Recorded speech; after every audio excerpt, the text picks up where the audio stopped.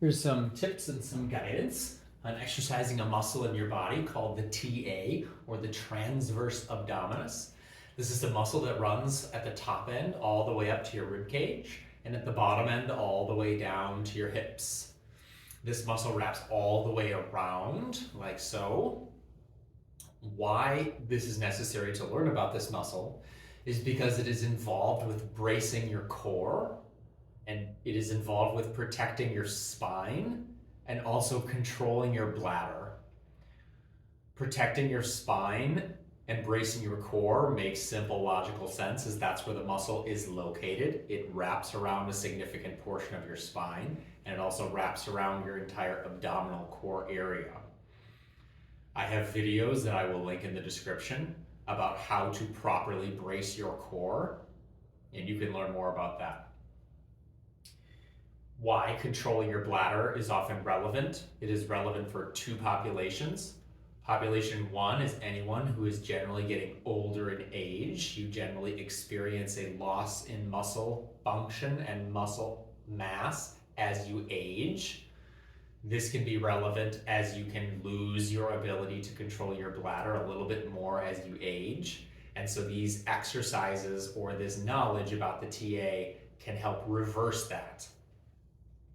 It can also help for the second population, which is often pregnant mothers who, when you become pregnant, it stretches your transverse abdominis as it wraps around and the abdominal walls separate.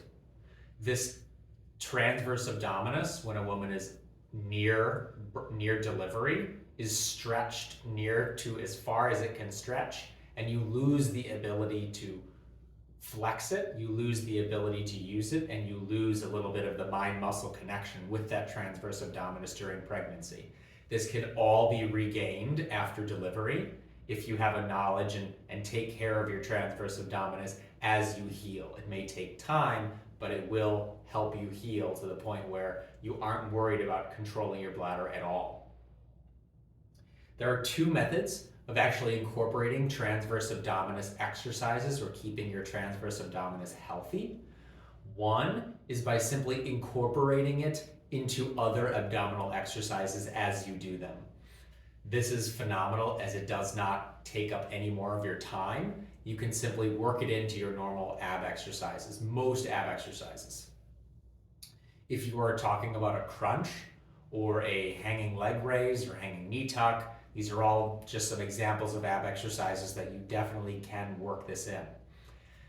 How you incorporate a transverse abdominis exercise is by pulling your belly button in towards your spine.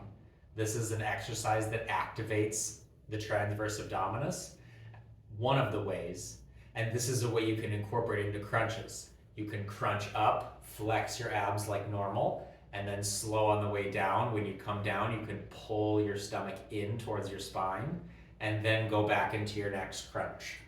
You can incorporate this with a leg raise in a similar fashion.